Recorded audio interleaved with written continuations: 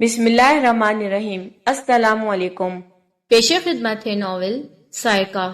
اس کی مصنفہ ہیں رضیہ بٹ اور اسے آپ کے لیے پڑھا انائزہ مصطفیٰ نے۔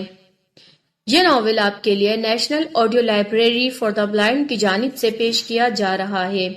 پلیز ہمارے چینل کو سبسکرائب کریے، ویڈیو کو لائک کریے اور زیادہ سے زیادہ اپنے دوستوں کے ساتھ شیئر کریے۔ شکریہ۔ یہ ہیلا بھی کارگر نہ ہوا، خواہ خواہ کی خفت ہی اٹھائی وہاں جا کر۔ آپ نے جلدی سے کام لیا حضور، ورنہ میں ناجی کی ماں کو ضرور مجبور کر دیتا۔ پیسہ بڑی چیز ہے جناب، ایمان بک جاتا ہے۔ وہ ضرور اپنی بیٹی کو صاحبزادے کی راہ سے ہٹانے کی حامی بھر لیتی۔ یہ تمہاری بھول ہے سیفو، ہم نے اس کی گفتگو سے اندازہ لگایا تھا۔ وہ ایک غیرت مند عورت ہے، دولت اسے خرید نہیں سکتی۔ ہے تو غیرت مند۔ نوٹ دیکھ کر وہ کس طرح جھپٹی تھی، کتنا جلال تھا اس کے چہرے پر۔ اف، کتنے نادم ہوئے تھے ہم اس لمحے۔ پتا ہوتا تو پیسے کی بات ہی نہ کرتے، منت سماجت سے کام لیتے، پھر تو کام منٹوں میں بن جاتا۔ اچھا خیر، اب اس بات کو چھوڑو، کوئی دوسرا حل تلاش کرو۔ طاہر کو اس راہ سے ہر طور ہٹانا ہے۔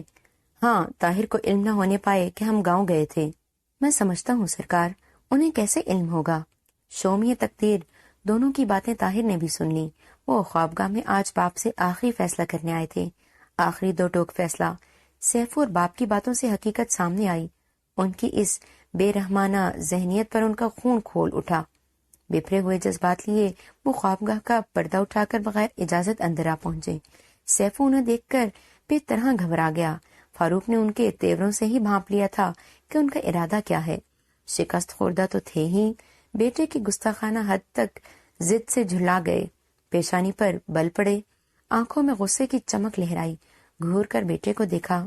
ابا حضور، میں آخری بار آپ کی خدمت۔ طاہر غصے پر قابو پانے کی کوشش میں تھے۔ یوں وبال جان بنانے سے بہتر تھا کہ تمہیں موت آ جاتی۔ اب آپ بھی یہی سمجھیے کہ طاہر مر گیا۔ وہ پلٹے۔ اس خودسری کی سزا بھیانک ہوگی۔ مجھے اس کی پرواہ نہیں۔ سیفو جلدی سے اٹھ کر طاہر کے سامنے آ گیا۔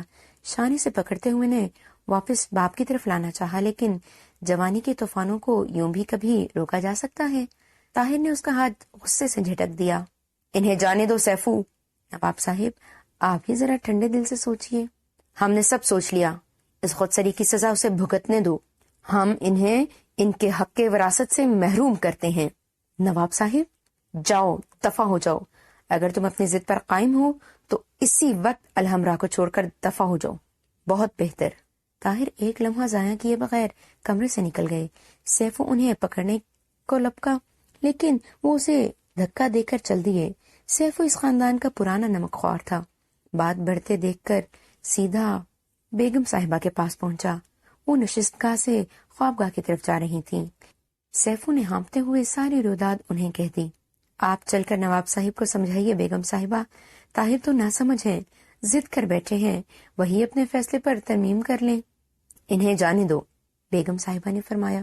سیفو نے نظر اٹھا کر دیکھا، بیگم صاحبہ کا رنگ زرد ہو گیا تھا، ہونٹ کانپ رہے تھے، لیکن روایت پرستی میں وہ شوہر سے بھی 2 ہاتھ آگے تھیں۔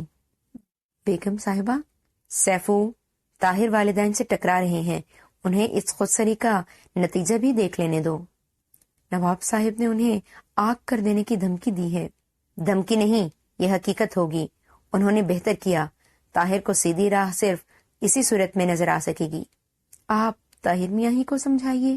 فضول ہے، طاہر کی بات پتھر پر لکیر ہوتی ہے، وہ جو کہیں کر گزرتے ہیں۔ پھر بیگم صاحبہ، کیا ہوگا؟ جو ہوگا ہونے دو۔ سیفو جانتا تھا کہ بیگم صاحبہ بھی جھوٹی آن کے خاطر مامتا کے تڑپتے جذبوں کو موت کی نیند سلانا چاہتی ہیں۔ مایوس ہو کر وہ لوٹا، طاہر کے کمرے کی طرف آیا۔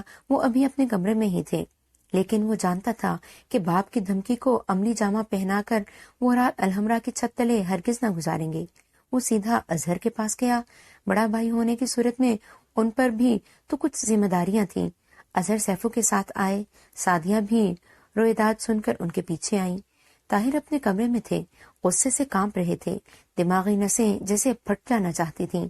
جب والدین کی محبت مر چکی تھی تو پھر انہیں کس بات کی قید تھی؟ جوانی کا خون جوش کھا رہا تھا۔ اپنا بڑا سا چرمی صندوق کھولے وہ اپنی ذاتی چیزیں اس میں الٹ پلٹ ٹھونس رہے تھے۔ کچھ ہی دیر پہلے کا آراستہ کمرہ اب الٹ پلٹ چیزوں سے بھرا پڑا تھا۔ طاہر نیم دیوانگی کے عالم میں چیزیں رکھ رہے تھے۔ بال بکھر کر پیشانی پر آ گئے تھے، رنج و غم سے زرد چہرہ اور کمزور نظر آ رہا تھا۔ باپ سے انہیں کس قدر محبت تھی، شاید یہ حالت اسی وجہ سے ہو رہی تھی، لیکن وہ مجبور تھے۔ میز کی دراز کھول کر انہوں نے کاغذات الٹ پلٹ کے دیکھے۔ بینک میں ان کی ذاتی رقم کافی تھی، فکر فردہ سے مہینوں بے غم رہ سکتے تھے۔ اپنا چرمی بکس اٹھا کر جوش غیظ و غضب سے تپتے وہ کمرے پر الوداعی نظر ڈال کر کمرے سے باہر نکلے۔ دروازے پر اظہر اور سیفو مل گئے۔ کہاں جا رہے ہو طاہر؟ اظہر نے لپک کر انہیں شانے سے پکڑ لیا۔ جہاں تقدیر لے جائے۔ پاگل ہو گئے ہو؟ چھوڑ دے مجھے۔ طاہر بچے کیوں بنتے ہو؟ سعدیہ نے بھی بڑھ کر انہیں تھام لیا۔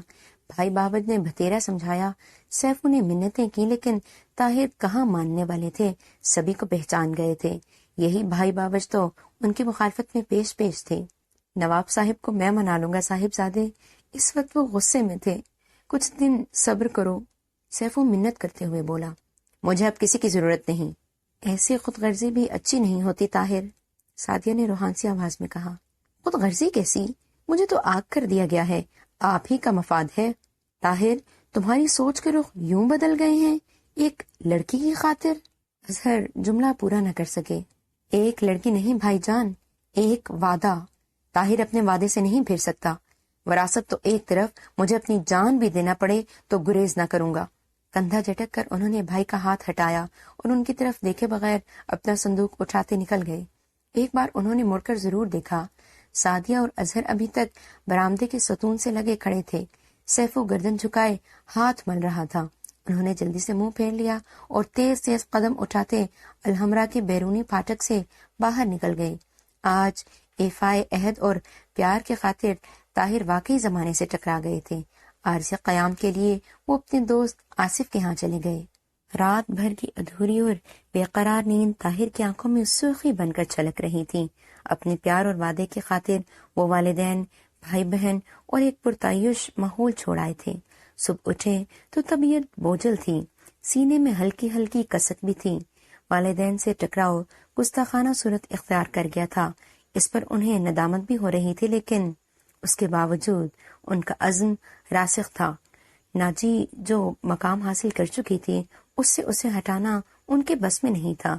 افسوس تھا تو صرف اس بات کا کہ والدین نے ان کی خوشی میں خوشی سے شرکت نہ کی۔ وہ ایسا کرتے تو طاہر کی خوشیوں کا رنگ ہی اور ہوتا۔ صبح ہی صبح وہ ناجی کی ماں سے ملنے کے لیے تیار ہو گئے۔ آصف ان کی ہٹ اور ضد سے واقف تھا، اس لیے انہیں سمجھانے بجھانے کی فضول کوشش نہ کی۔ طاہر ناجی کے ہاں چل دیے۔ دن بڑا روشن تھا۔ آغاز سرما کی یہ صبح بڑی خوشگوار تھی۔ نم آلود سی دھوپ گلپوش پہاڑیوں کے بلند و پست میں پھیلی ہوئی تھی۔ طاہر اپنی دھن میں مست ٹیڑھے پہاڑی راستے پر ایک فاتح سے انداز سے بڑھے جا رہے تھے۔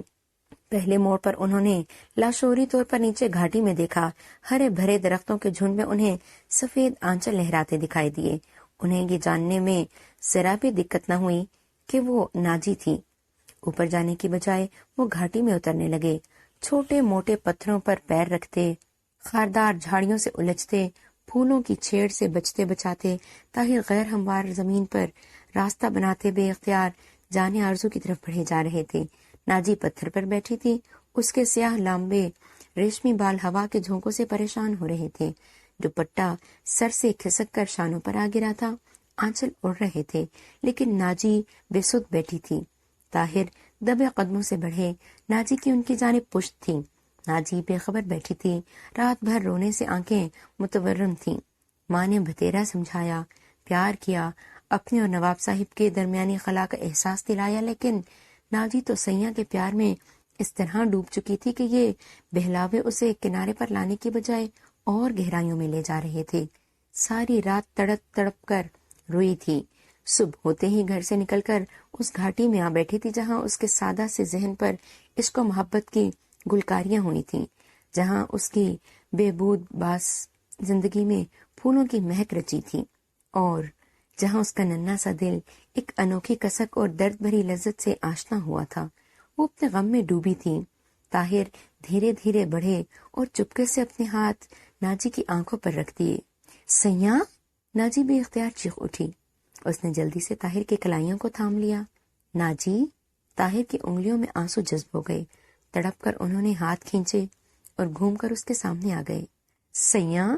ناجی کی جل بھری آنکھوں میں درد بھرا شکوہ تھا، فراق کی گھٹن تھی، عشق کی تپش تھی۔ وہ ڈبڈباتی آنکھوں سے طاہر کو دیکھتے ہوئے اٹھ کھڑی ہوئی۔ طاہر نے بازو پھیلا دیے۔ ناجی ان بازوؤں کی گرفت میں آ گئی۔ طاہر کے کندھے پر سر رکھ کر وہ پھوٹ پھوٹ کر رو دی۔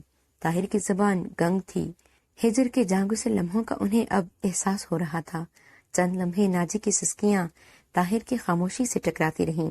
پھر طاہر نے اپنے جذبات پر قابو پاتے ہوئے ناجی کی ٹھوڑی کو انگلیوں کے سہارے اونچا کیا۔ ناجی! تم آ گئے سیاں، تم آ گئے۔ وہ روتے روتے مسکرا دی۔ یوں لگا جیسے شبنم سے دھلی گلاب کی پتیاں ہوا کے ہلکورے سے لرز گئی ہوں۔ میں آ گیا ہوں ناجی، ہمیشہ ہمیشہ کے لیے آ گیا ہوں۔ سچ؟ ہاں ناجی۔ طاہر نے اسے پوری شدت سے بازوں کی گرفت میں جکڑ لیا۔ اب ہمیں کسی دباؤ کا ڈر نہیں ناجی، ہم دونوں ایک ہو گئے ہیں، ایک۔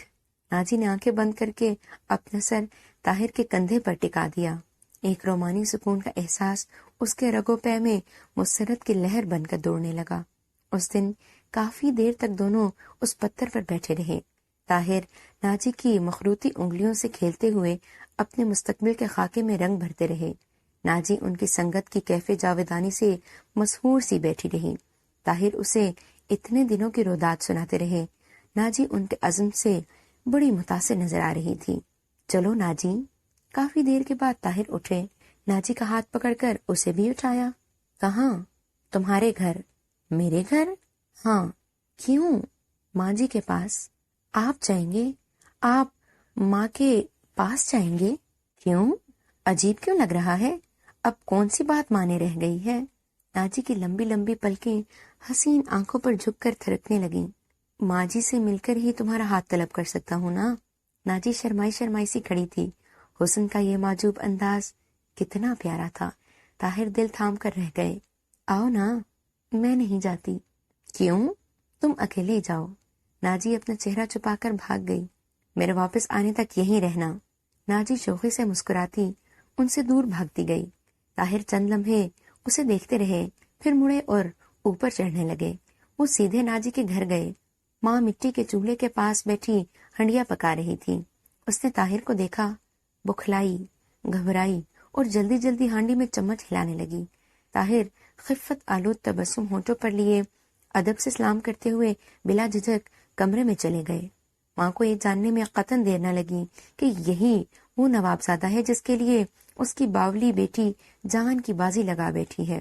طاہر کے بے پناہ مردانہ حسن، وقار آمیز جلال اور شائستہ انداز تخاطب سے وہ بڑی مروب ہوئی۔ کتنا موزوں جوڑ تھا۔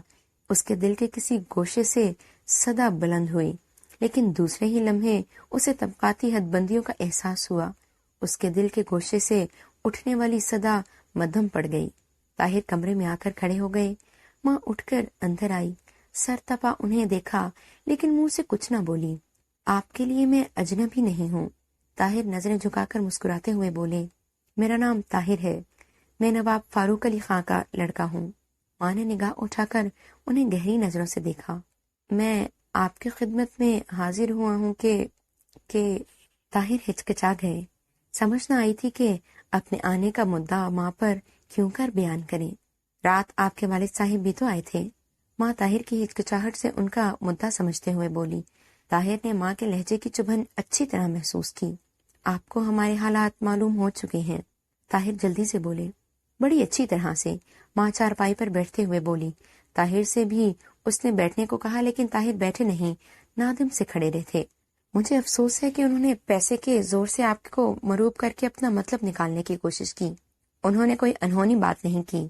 ماں گمبھیر سنجیدہ آواز میں بولی۔ بھٹکی ہوئی اولاد کو راہ راست پر لانے کے لیے والدین کو ہر جتن کرنا پڑتا ہے۔ ہوش مند اور جوان اولاد اپنے راستے کا تعین خود کر سکتی ہے۔ والدین کی سمجھ کا پھیر ہی ہے جو سیدھے راستے کو بھی الٹا سمجھے۔ ماں نے ایک بار پھر گہری نظروں سے طاہر کو دیکھا۔ آپ کیا چاہتے ہیں اب؟ وہی جس کے مخالفت میرا پورا خاندان کر رہا ہے۔ اس کے باوجود آپ یہاں آ گئے؟ میں اپنے راستے کا تعین کر چکا ہوں ماں جی، اس راہ سے مجھے دنیا کی کوئی طاقت نہ ہٹا سکے گی۔ طاہر کی آواز میں صداقت و استحکام اتنے نمایاں تھے کہ ماں چند لمحوں کے لیے سکتے میں آ گئی۔ جوانی اندھی ہوتی ہے صاحبزادے، اپنی حیثیت کو نہ بھولیے، آپ اتنے بڑے نواب، میں ایک معمولی آدمی ہوں ماں جی۔ طاہر ماں کے گھٹنے پر جھک گئے۔ میں نے ناجی کے لیے سب کچھ چھوڑ دیا ہے، والدین، گھر بار، جاہ و چشم، سب کچھ چھوڑ دیا ہے۔ میری ضد کو دیکھ کر والد صاحب نے مجھے حق کے وراثت سے محروم کر دیا ہے، لیکن مجھے کچھ پرواہ نہیں۔ میرے بازو میں اتنی ہمت ہے کہ میں اپنا اور ناجی کی زندگی کا بار آبرو مندانہ طریق سے سہار سکوں۔ طاہر چارپائی کے قریب گھٹنا ٹیکے ماں کے زانوں پر ہاتھ رکھے اسے ایک خوشگوار مستقبل کا یقین دلا رہے تھے، اور ماں پوری آنکھیں کھولے طاہر کو دیکھے جا رہی تھی۔ طاہر کے انکشاف سے اس کا جسم لرز گیا تھا۔ طاہر کی محبت ان حدود کو چھو لے گی، ایسا تو اس نے کبھی سوچا بھی نہ تھا۔ وہ تو اس پیار کو ایک امیر زادے کے تعیش پسند ذہن کی تفریح کا ذریعہ سمجھے ہوئے تھی۔ طاہر نے ساری روداد ماں کو کہہ سنائی۔ ماں بت بنی ان کی باتیں سنتی رہی۔ ماں جی، طاہر نے بے حس و حرکت بیٹھی ماں کے گھٹنوں کو ہلایا۔ مجھے مایوس نہ کیجیے، آپ کا انکار مجھے زندگی اپنے ہاتھوں ختم کر لینے پر مجبور کر دے گا۔ ناجی میری زندگی ہے ماں، اس کے بغیر میں جینے کا تصور بھی نہیں کر سکتا۔ طاہر کی آواز فرتے جذبات سے رند گئی۔ بے بس ہو کر انہوں نے اپنا سر ماں کے گھٹنے پر رکھ دیا۔ ماں کے لیے یہ لمحات انتہائی کٹھن تھے۔ طاہر نے جس اپنائیت اور خلوص سے اپنا سر ماں کے گھٹنے پر رکھا تھا، مروت کا تقاضا تھا کہ ماں اپنا دستر شفقت ان کے سر پر پھیرتے ہوئے انہیں زندگی کی سب سے بڑی مسرت کا یقین دلا دے، لیکن حالات کی تلخی کو وہ کیوں کر نظر انداز کر دیتی۔ جذباتی رو میں بہہ کر کیے ہوئے فیصلے ہمیشہ پشیمانی کا باعث بنتے ہیں۔ صاحبزادے، جلد بازی کا نتیجہ پشیمانی ہوتا ہے۔ ماں جی، طاہر نے سر اٹھا کر ماں کو دیکھا۔ بعد میں پچھتانے سے بہتر ہے ابھی سوچ سمجھ سے کام لیا جائے۔ ماں ان کی نظروں سے نظریں چار نہ کر سکی۔ والدین اتنے کٹھور کیوں ہو جاتے ہیں؟ طاہر جھلا سے گئے۔ اولاد کی چھوٹی سی چھوٹی خوشی پر جان قربان کرنے والے والدین ان کی زندگی کی سب سے بڑی خوشی کو روندنے میں دریغ نہیں کرتے۔ وہ بڑبڑاتے ہوئے اٹھے۔ ماں بے چارگی سے ہاتھ ملتے ہوئے آنسو پی جانے کی کوشش کر رہی تھی۔ ہم بہت غریب ہیں بیٹا، بالآخر وہ کہہ اٹھی۔ ناجی کسی لحاظ سے بھی تو اس قابل نہیں کہ… ماں جی، ایسا کہہ کر میرے جذبات کو مجروح نہ کیجیے۔ ماں اور طاہر میں کافی دیر تک بات چیت ہوتی رہی۔ ماں مرغوب تو ہو گئی، لیکن اسے اعتراف میں ہچکچاہٹ تھی۔ اپنی کم مائگی کا احساس جو تھا، طاہر نے امکان بھر صحیح کی، محنت کی، خوشامد کی، اپنی بے پناہ محبت کا یقین دلایا، اپنی وفا کے استحکام کی قسم کھائی۔ ماں سوچ میں پڑ گئی۔ طاہر اس کے ہونٹوں سے اسی وقت مژدۂ جاں فضا سننا چاہتے تھے۔ جس طرح بن پڑا انہوں نے ناجی کی ماں کو مجبور کیا اور ماں مجبور ہو گئی، لیکن ایک دم ہاں نہ کہہ سکی۔ مجھے کچھ سوچنے کا موقع تو دو بیٹے۔ طاہر نے ماں کی طرف دیکھا۔ وہ اپنے ہونٹوں پر پھیلتے تبسم کو چھپانے کی کوشش کر رہی تھی۔ اس کے لہجے میں کتنی اپنائیت تھی، اس کے رویے میں لچک بھی تو کافی آ گئی تھی۔ ماں جی، طاہر خوشی سے جھوم اٹھے۔ خوب سوچ لیں، لیکن آخر میری بات کو آپ کو ماننا پڑے گی۔ ماں ضبط کے باوجود مسکرا رہی تھی۔ طاہر مسکراتے ہوئے باہر نکل گئے۔ کسی انجانی سی لذت کا احساس ان کے حواس پر چھایا ہو جا رہا تھا۔ بہکے قدم اٹھاتے وہ گھاٹی کی طرف جا رہے تھے، جہاں ان کی جانے تمنا ہمہ انتظار بنی بیٹھی تھی۔ ماں کئی دن ٹال مٹول کرتی رہی اور یہ کئی دن طاہر کے حق میں سود مند ثابت ہوئے۔ وہ ماں کے بہت قریب آ گئے اور ان کی فطری ضد اپنا مطالبہ منوانے کے کام آ گئی۔ ماں نے ان کا دامن مراد امید کے پھولوں سے بھر دیا۔ ناجی تمہاری ہے بیٹا۔ ماں نے اپنی زندگی بھر کی متاع ان کے حوالے کر دی۔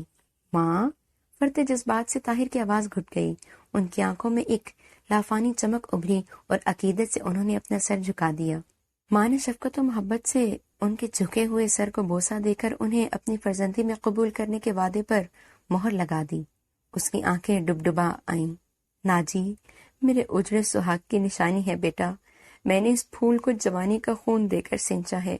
अल्लाह के बाद तुम्हें सौंप रही हूँ। नाजी के पास कुछ भी नहीं, न दौलत है, न तालीम, न पुख्ता जहन। इसकी आंखों से आंसू ढलक कर गालों पर फैल गए। दुपट्टे के आंचल से आंखें पोंछकर उसने एक गहरी सांस ली। ताहिर अकीदत से सर झुकाए खड़े थे। माँ की बातों को कुछ जवाब न दिया। एक रंगीन खिलौना है जिसे तुमने दिल बहलाने को चुन लिया, उसे संभाल कर रखना। जी भर गया तो तोड़ फोड़ न देना। माँ जी, ताहिर उन जुमलों की ताब न लाकर बेताब हो गए। नाजी मेरी जिंदगी है माँ। मैं माँ हूँ बेटा। ये बातें कहना तो नहीं चाहिए लेकिन दिल भूल जाता है। तुमने नाजी की खातिर घर बार सब कुछ छोड़ दिया है।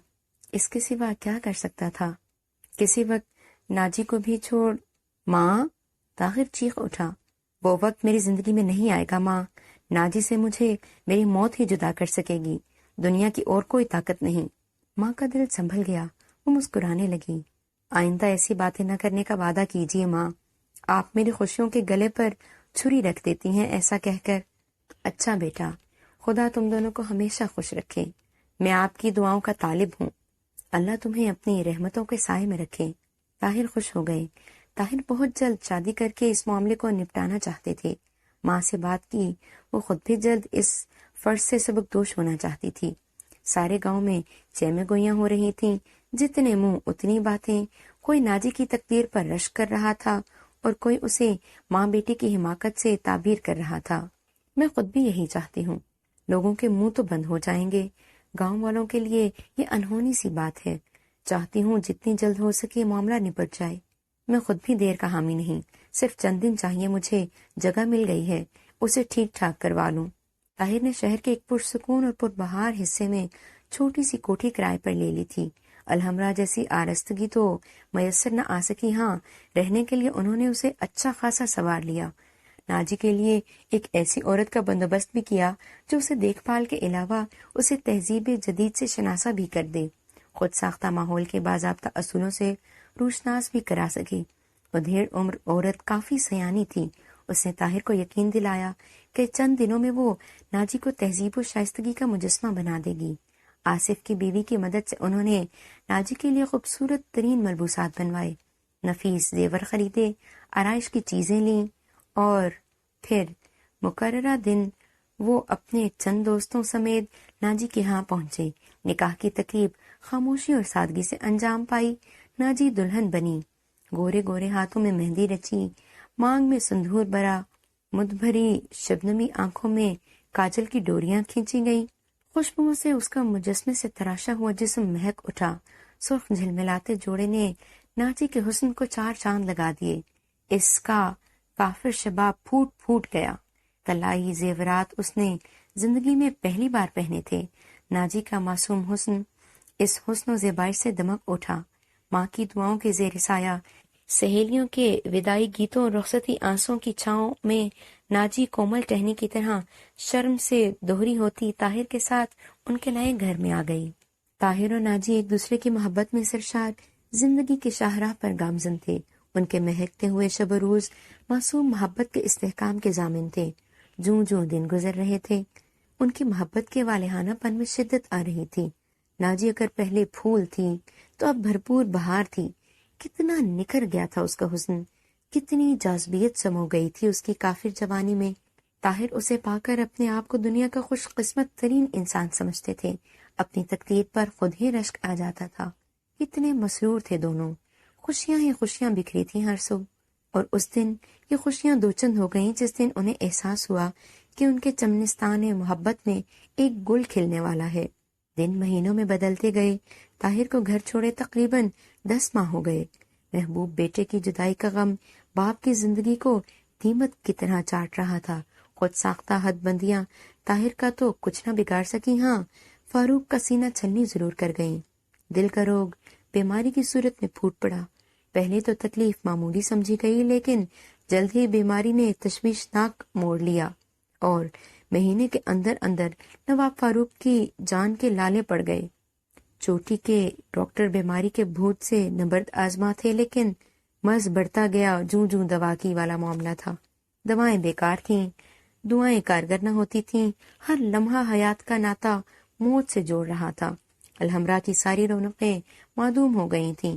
طاہر کی شادی سے گھر کی فضا پر سکوت سا چھا گیا تھا۔ اب تو ہر دل سہما ہوا تھا، ہر آنے والا لمحہ کسی ناخوشگوار واقعے کے ظہور پذیر ہونے کا ضامن ہو سکتا تھا۔ شیرازہ حیات آہستہ آہستہ بکھر رہا تھا۔ فاروق کی حالت دن بدن نازک ہوتی جا رہی تھی، اکثر ان پر غشی طاری رہتی اور عالم بے ہوشی میں ان کے کامتے لبوں پر ایک ہی نام تھرکتا، طاہر۔ لیکن ہوش میں انہیں کبھی طاہر کا نام نہیں لیا تھا۔ اہل نظر دیکھ رہے تھے کہ حیات کی ڈوریاں آہستہ آہستہ منقطع ہو رہی ہیں۔ تجربہ بتا رہا تھا کہ بجھتے چراغ کی آخری لو تھرک رہی ہے۔ وزاداری کا دامن اب تک فاروق تھامے ہوئے تھے، لیکن دل محبوب بیٹے سے ملنے کے لیے پگھل پگھل کر ختم ہوا چاہتا تھا۔ خاندان کے چیدہ اور جاں دیدہ بزرگوں نے مشورہ دیا کہ طاہر کو اس حالت میں بلانا انتہائی ضروری ہے۔ کون جانے کب تنفس کے تار ٹوٹ جائیں اور فاروق کی روح ایک مستقل خلش لے کر کب تک بھٹکتی رہے۔ سیفو طاہر کو واپس بلانے میں پیش تھا۔ باپ کے دل میں اٹھتے طوفانوں کو اس نے بارہا دیکھا تھا، محبت کی تڑپ سے باپ کو اکثر تڑپتے بھی دیکھا۔ تجویز حسن بانو کے سامنے پیش کی گئی۔ وہ اپنی آن کی خاطر بیٹے کو منہ لگانے کے لیے تیار نہ تھیں۔ یہ وقت رنجشوں کو بھلا دینے کا ہے حسن بانو، آخر ان کے بڑے بھائی نہ رہ سکے، اب اسے بلانے کا فائدہ؟ بھائی فاروق کی حالت سے کچھ تو اندازہ کرو، یہ حالت اسی کی وجہ سے تو ہوئی ہے، اس حالت میں اس خود سر لڑکے کو کیوں کر بخش دوں؟ فاروق بھائی عالم بے ہوشی میں طاہر کو پکارتے ہیں، کتنی دردناک ہوتی ہے ان کی پکار۔ ان کا دل طاہر میاں سے ملنے کو تڑپ رہا ہے بیگم صاحبہ، سیفو ہاتھ ملتے ہوئے گلوگیر آواز میں بولا۔ ان کی خواہش پوری ہونی چاہیے، مبادا کوئی اور بزرگ بولے۔ سب نے حسن بانو کو مجبور کیا۔ حالات کی نزاکت دیکھتے ہوئے طاہر کو بلانے کی حامی بھر لی۔ سیفو تم ہی جاؤ اور طاہر کو لے آؤ۔ ہاں سیفو، صرف طاہر کو، وہ ڈائن ساتھ نہیں آئے گی، سمجھے؟ بیگم صاحبہ نے ایک قید لگا دی۔ بیگم صاحبہ، مجھے کسی سفارش کی ضرورت نہیں، آنا ہے تو طاہر اکیلے آئیں ورنہ نہ آئیں، میں اس چڑیل کا وجود اس گھر میں برداشت نہ کر سکوں گی۔ سیفو چپ ہو گیا۔ طاہر کو باپ کی بیماری کی خبریں آصف اور دوسرے لوگوں سے مل رہی تھیں۔ چوں چوں بیماری تشویشناک ہوتی جا رہی تھی، طاہر کی بے قراریوں میں اضافہ ہوتا جا رہا تھا۔ وہ اپنے ابا کو دیکھنے کے لیے بے تاب تھے، لیکن وہاں جانے کی جرت نہ کر سکتے تھے۔ آصف سے انہیں اپنے گھر والوں کے حالات کا پتہ چلتا رہتا تھا۔ ان کی حالت اس پرندے کی سی تھی جس سے قوت پرواز چھین لی گئی ہو۔ صرف خود جانا ہوتا تو بات اور تھی، ساتھ ناجی کو بھی لے جانا چاہتے تھے، لیکن اس بارے میں آصف نے مطلق کر دیا تھا کہ اگر اس لڑکی کے قدم الحمرا کی زمین سے چھوئے تو قیامت صغریٰ برپا ہو جائے گی۔ اس کا وجود تو کیا، وہ لوگ اس کا نام سننا بھی گوارا نہیں کرتے۔ شام وہ آصف کے ہاں سے آئے تو بڑے پجمردہ تھے۔ ایک تو ابا کی بیماری خطرناک موڑ پر تھی، دوسرا ناجی کے متعلق گھر والوں نے آصف کے سامنے بڑا زہر اگلا تھا۔ سمجھ میں نہیں آ رہا تھا کہ کیا کریں۔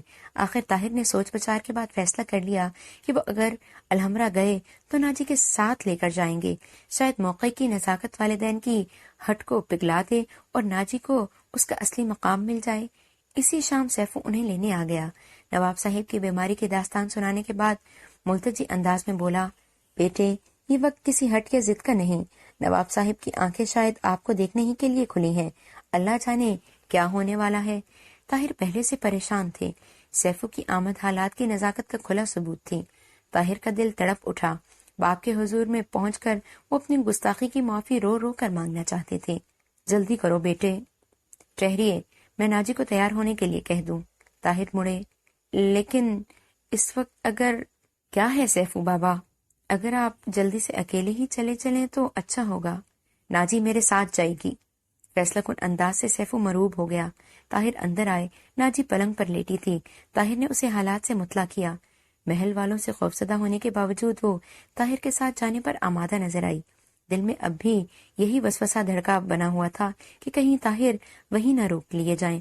وہ تو طاہر کے جنم جنم کی ساتھی تھی، پھر بھلا ان کے بغیر رہنے کا سوال کہاں؟ طاہر ناجی کو لیے باہر آ گئے۔ سیفو کچھ کہنے کی جرت نہ کر سکا۔ ناجی سفید لباس میں وہیں آفاقی مخلوق دکھائی دے رہی تھی۔ اتنی عقیدت تھی سیفو کے دل میں، کاش بڑی بیگم اپنے رویے میں تبدیلی کر لیں۔ وہ سوچتے ہوئے کالی موٹر کی طرف بڑھا، پٹ کھول کر مؤدبانہ ایک طرف ہٹ گیا۔ ناجی اور طاہر پچھلی سیٹ پر بیٹھ گئے۔ سیفو نے سیٹ سنبھال کر گاڑی کا رخ الحمرا کی طرف پھیر دیا۔